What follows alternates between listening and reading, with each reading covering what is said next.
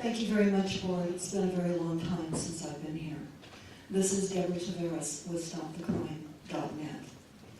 I say that because there is a very significant YouTube there on Stop the Crime. And one of the reasons why I was not here for 2.5 years, I used to be a regular attendee here. But Pacific Gas and Electric was intercepted with a download of documents professing the fact that they were going to be using directed energy weapons, satellite-based, on Sonoma County. That has been up on YouTube with a plan to burn up Northern California. We discovered that Pacific Gas and Electric is operated by and large by Rothschild. Rothschild owns Weather Central and also has a large hand in weather modification globally.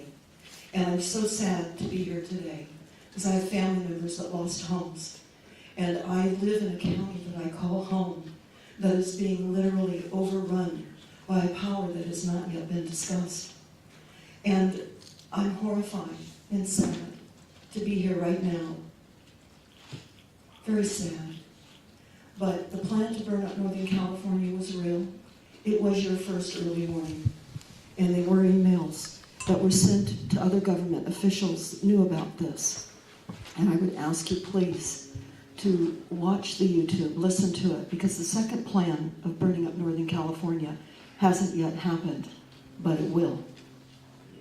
It will happen. So Pacific Gas and Electric is Rothschild. Everybody listening can type in PG&E followed by Rothschild.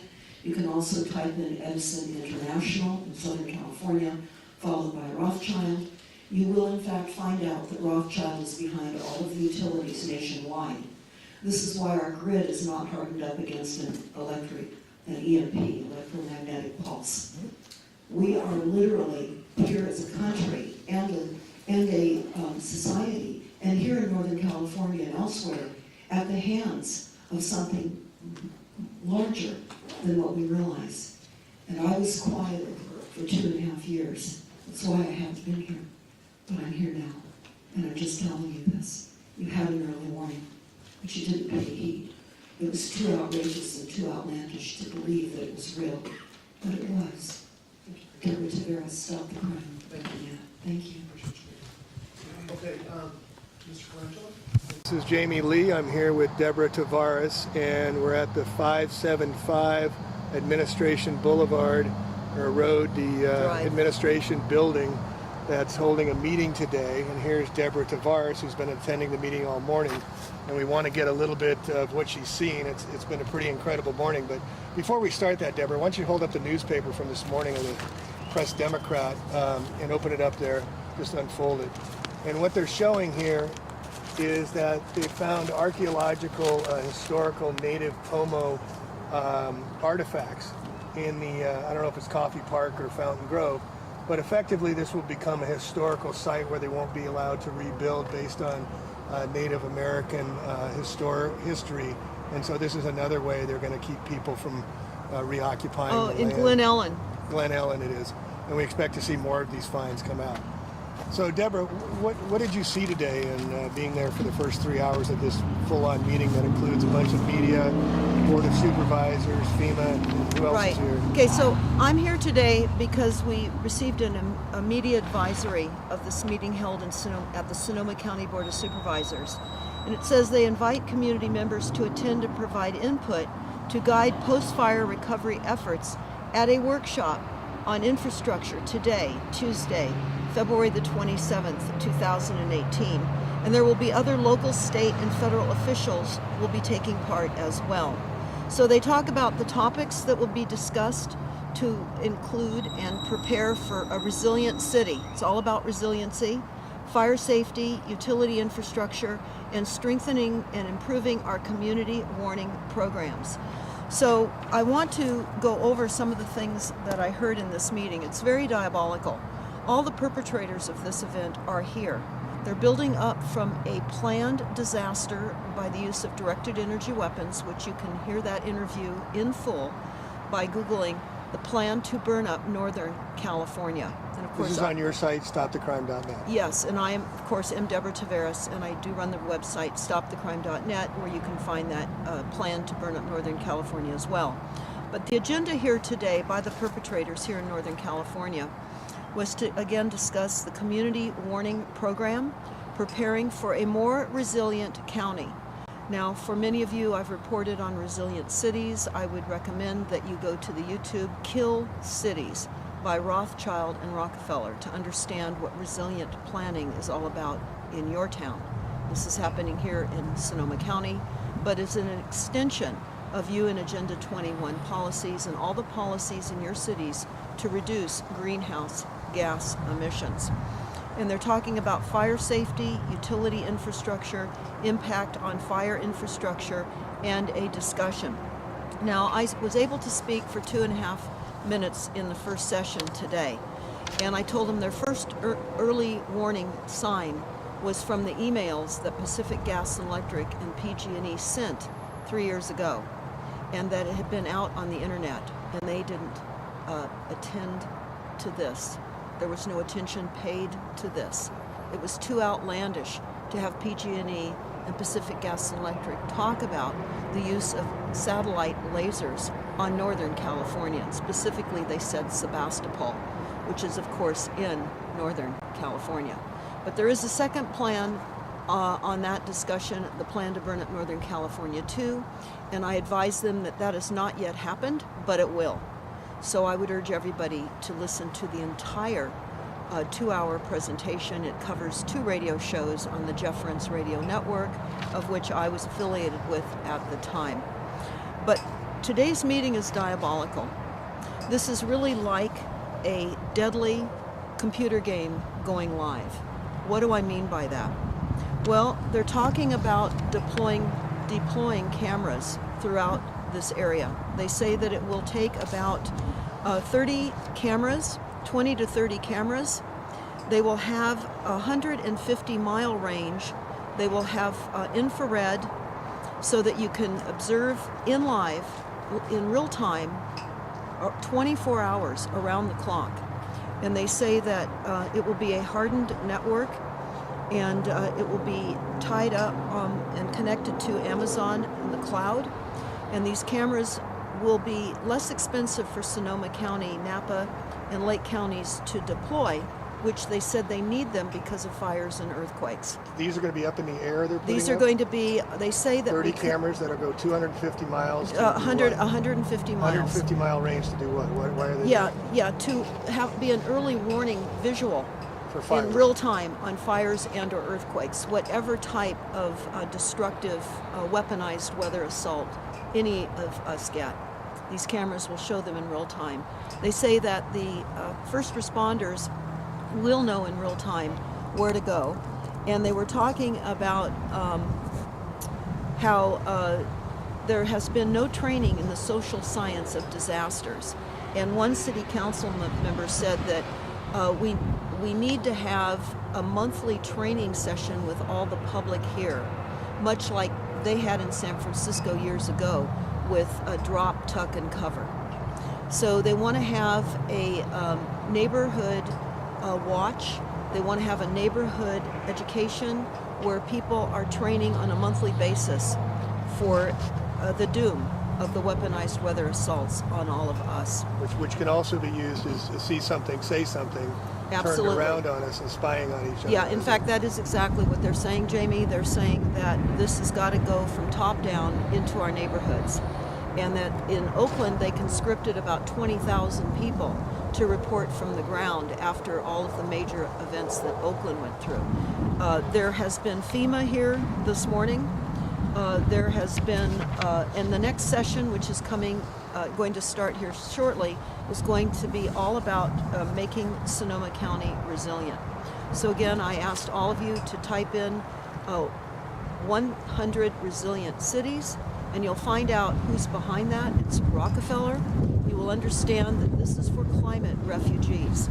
This is what they are doing globally now and in the United States. They are creating climate refugees to herd us in to available housing after they have literally destroyed the housing that is available to us. And as we pointed out as we started this program, already showing why some homes will not be able to be rebuilt because of the unearthing of relics ancient artifacts. This is going to expand. We're going to cover this locally. We're boots on the ground. We're coming live right now. Again, today is a very monumental day here in Sonoma County. We will be posting this entire meeting on stopthecrime.net so that you can watch it in segments. It is something extremely important. I realize that it is a long post, but there are segments in it that all of you need to take the time to watch and listen, because this is headed to you. And this is as a result of a weaponized weather assault. And that is now the new norm, increased weaponized weather assaults. We have been told that fire season in California will no longer be just a fire season as it had been in the past. It will be all year long. And we know certainly with the plan to burn up Northern California, how they're doing that with killing the trees, with all the toxins from the chemtrailing, the drought that they keep us perpetually in, and we're in a drought again right now. Greatest drought in the history of California. Last year was the greatest rains and snow, followed previously by the greatest droughts. And this last summer was record temperatures, and then we got torched out. So we're under attack here. Deborah, PG&E is Pacific Gas and Electric, our local electrical power supply. Can you speak and talk to me what you talked about last night with me about the documentation on our homeowners' bills with PG&E about the EMF frequencies?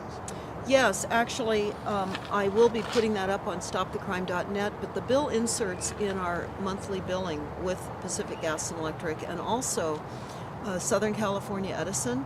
Any of you listening right now can just type in and look at your bill inserts online about the explanation of EMF, electromagnetic frequencies. They describe electromagnetic frequencies as something that is common to our use of electricity and appliances, etc. They are saying that the health deficits of electromagnetic frequencies is inconclusive by international, national, and California standards.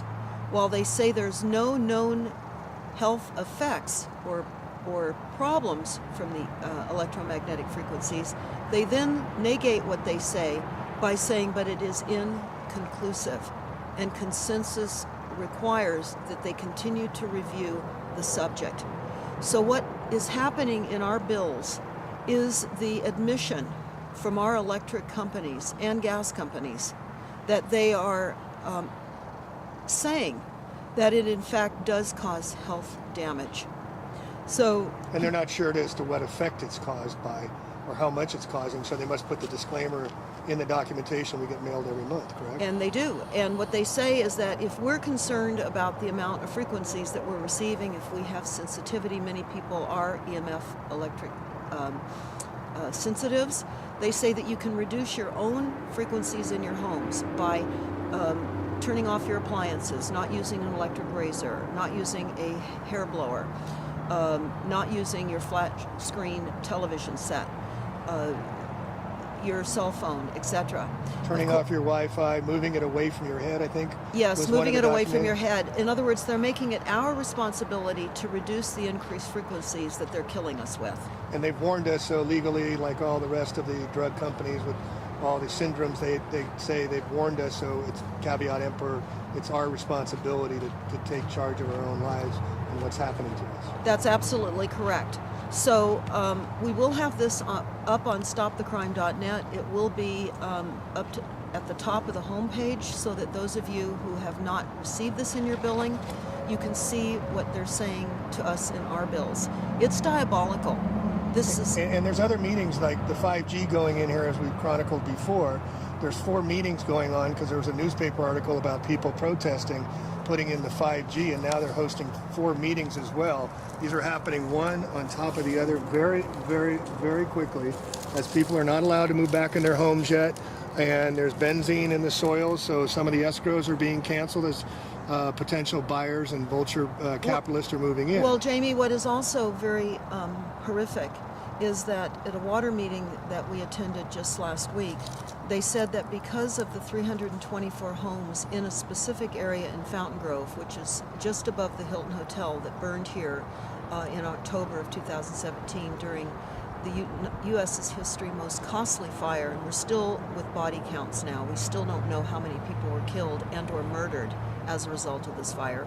But what they're saying about these 224 homes, of which there were only a few homes left standing, the water started to taste bad and smell bad, and so those few occupants that were still able to live in homes that were there reported it. The county has had lab tests. They found benzene in the water. They started taking water bottles up to these people, and of course that doesn't minimize their showers, their sinks, their laundry.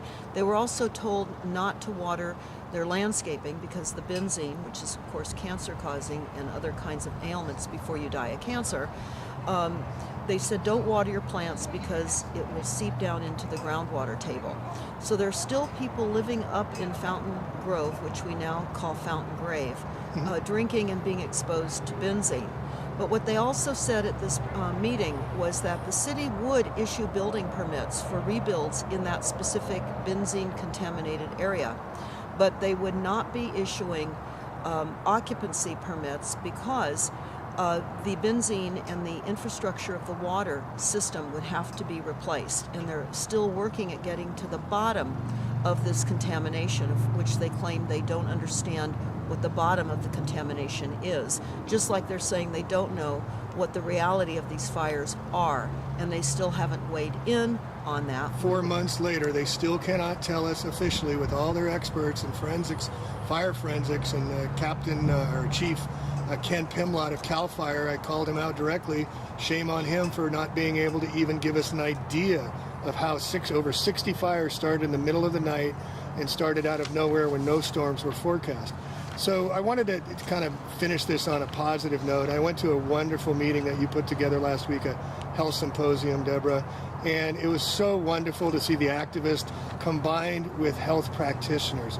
We had holistic people, we had crystal people, we had holistic herbal medicines, we had salad masters, a wonderful gal doing cooking classes, which we're going to do ourselves on using non-toxic cookware, which I didn't know anything about, and that was very educational. But it was a wonderful way to bring communities together. And you know, we talk a lot about dark and doom and gloom, but there are solutions of what we can do. And I saw that last week and got very encouraged and very empowered to see. We talked about activism and what was going on, but we had a solution based of how you can use zeolite, you can use thermaline, you can use shungite.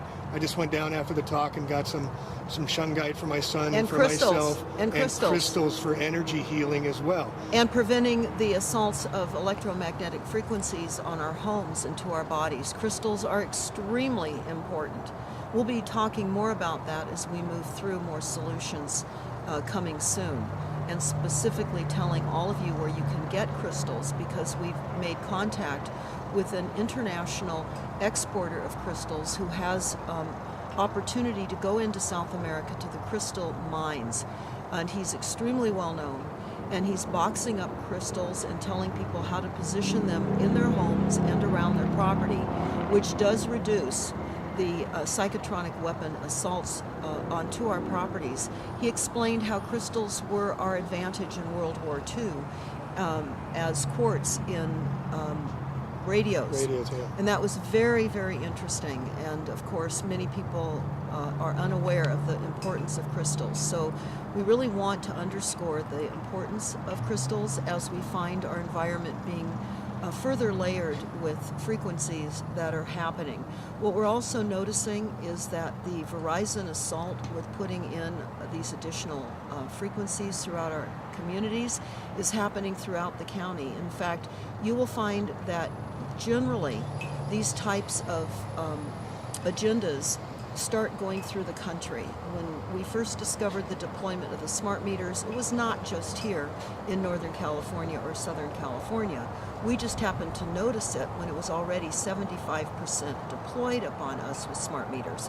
So what you need to do is you need to look and find out what your city is doing with engaging your utility companies or your wireless companies to deploy streetlights, to deploy additional additives to all of your existing infrastructure to prevent dropped cell calls. That's how they'll promote this. And faster downloads of your videos, blah, blah, blah. Yes, right? and of course, the frequencies are what is going to absolutely destroy our cellular makeup and cause massive genocide. We also have on StopTheCrime.net a new document. It's entitled Population Engineering and Climate Action. It's at the top of the website. I would recommend that you all download this and understand how the PSYOPs is being played out. But as Jamie pointed out, it's important to link together with solutions, and that's what we're trying to do here in between reporting during these horrific meetings that we attend. So really want to encourage everyone that's listening right now, we have to engage. We must engage. We can no longer sit quiet, and we need to go forward with the love and hope for humanity, because that's where it is right now. We need to do all we can in creating awareness. That is our legacy. That is what we are here now for and what we are here now to do. So thank you so very much for listening, and pass this information along far and wide. More importantly, I will leave you with this. We have primary water. We do not have a water shortage. This is the PSYOPs now being played out in Cape Town in South Africa. They've just extended the 0 day that they keep talking about, no more water. We discovered the PSYOPs being played here in Northern California in a town called Mountain House. Mountain House, about 4 years ago, was being shown throughout the United States as running out of water in 10 days. When our research team called some realtors in Mountain House, we discovered that they did not even know that their town was being used as a PSYOPs. So as we looked into it, we found that Mountain House was purchased by Sun Trust in the mid-90s. We researched Sun Trust, which was Rothschild. Mountain House was built as a UN Agenda 21 smart city, fully self-contained. It runs by CCNRs. It has a very peculiar city setup, and the financing for buying homes is through the USDA. And this was just really literally a town set up to create a PSYOPs on limited water resources. They got busted. So you need to understand, we don't have a water shortage. When you hear water shortages being discussed, you need to go out and get the information out about primary water. So give me the elevator pitch on primary water. We did drill down 300 feet, and we got all the water we want. Is that? Well, no, actually, it surfaces. Primary Water Explained is a YouTube. Again, Primary Water Explained will tell you about the depths of water. It always surfaces. It's the process of hydrogen and oxygen. When that merges together, that creates vapor. It must surface as a water form. And it does here in California, and where you live as well, in hot and cold springs. Also geysers that spray up out of the ground endlessly, where oases appear in deserts, sometimes where it very seldom, if ever, rains. Also at the very top of these volcanic mountain peaks in Hawaii, where you see these beautiful cascading waterfalls continuing to flow endlessly. This is primary water. And they blew up the primary water amazing eighth wonder of the world called the Great Man-Made River Project that Muammar Gaddafi created for his people in Libya. That was blown off the map. You can type in the Great Man-Made Water Project and you can watch it being built in Libya. It was an amazing feat.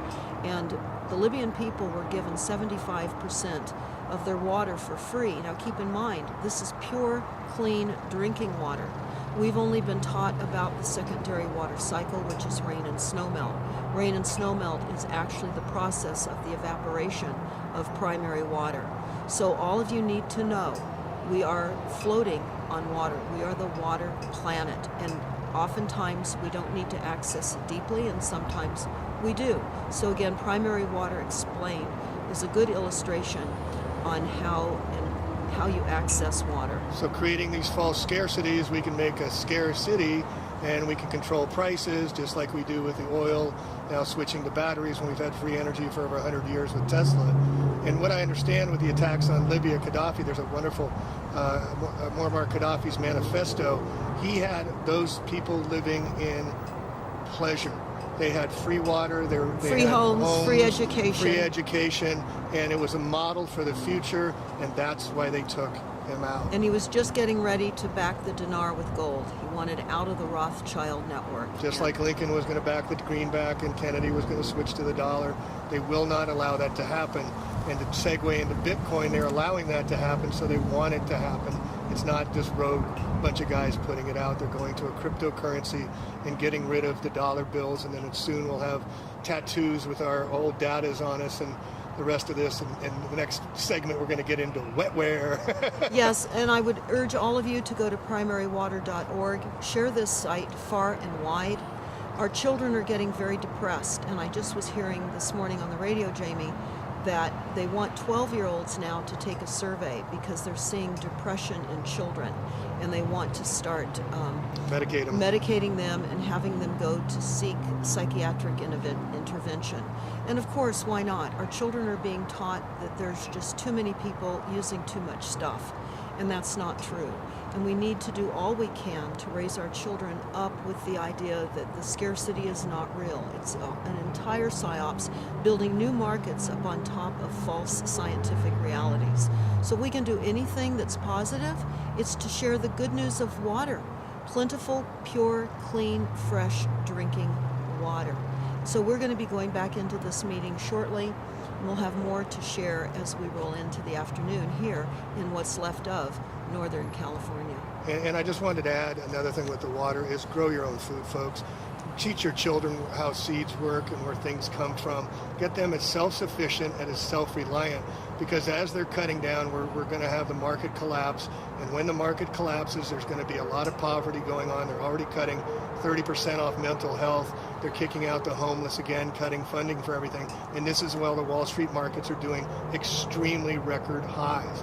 When the markets correct, which they're starting to do now, all of this will collapse. So we'll become self-sufficient, self-reliant, and join your community and join your neighbors. And I want to just take one moment here to thank a hero of mine, and that's Lou. Lou is on the cameras behind the scenes doing all the work, supporting Deborah and giving her the energy to come out here and providing the resources so we can see all this wonderful work this woman, this courageous woman is doing to help bring awareness, to help be the change we have to see. And please support Deborah at stopthecrime.net and do it yourself. It's not her doing the work that's going to make it better for everybody. It's all of us taking what she's doing and leveraging off it yourself in your own communities and in your own towns. Well, Jamie, while I appreciate the gratitude given towards Lou and myself, I also want to thank you, because while we only recently met, I want to say that it is so important that all of us connect with people that understand. That will help to fortify all of us. Stay aware. Watch Jamie's channel. What is your channel now? They keep taking you down. They keep taking me down. It's the back to the original one of Plain, A-P-L-A-N-E, Truth. And you can look it up and see how long I'm still up. But this is such important work. And just to make really clear, this is going to happen everywhere, or is happening everywhere, these rollouts. And we're called to these times, folks. It's time to step up on the plate. It's not about you. It's sacrificing for the sacred, like our parents did, like their parents did.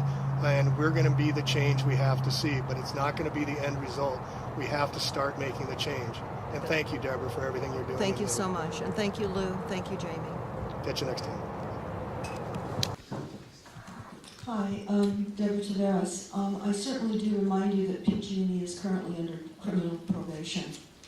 And Pacific Gas and Electric commiserated with the California Public Utility Commission in that email exchange about the laser